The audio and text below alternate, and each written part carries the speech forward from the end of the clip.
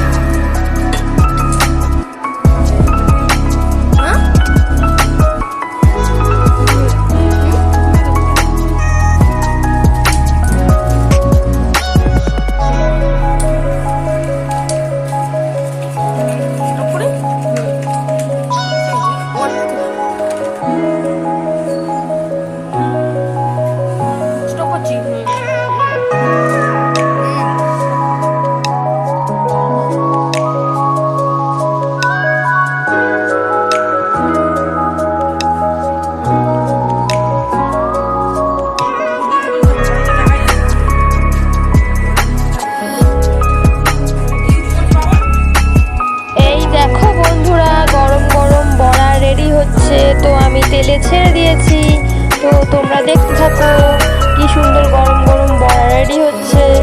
এই যে কুমড়ো ফুলের বড়া দারুণ টেস্টি হয়, আমি এভাবে ভাজা করি হালকা ডান্ডি শুদ্ধ, দারুণ টেস্টি লাগে খেতে। তোমরা এমন ডান্ডি শুদ্ধ ভাজা করে দেখবে, যারা তো করো তো কথাই নেই, যারা না করো তারা দেখবে অসাধারণ টেস্টি হয়। এরকম ডান্ডি শুদ্ধ ভাজা করলে তোমরা নিজেরাও খেয়ে দেখতে পারো বাড়িতে বানিয়ে। তো দেখতে থাকো।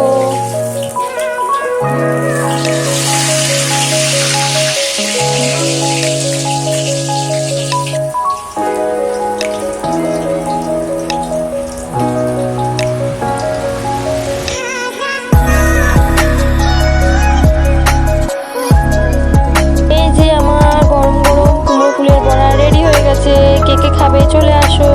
ভিডিওটি ভালো লাগলে একটা লাইক করে দিও, আর তোমরা বাড়িতে বানিয়ে খেও।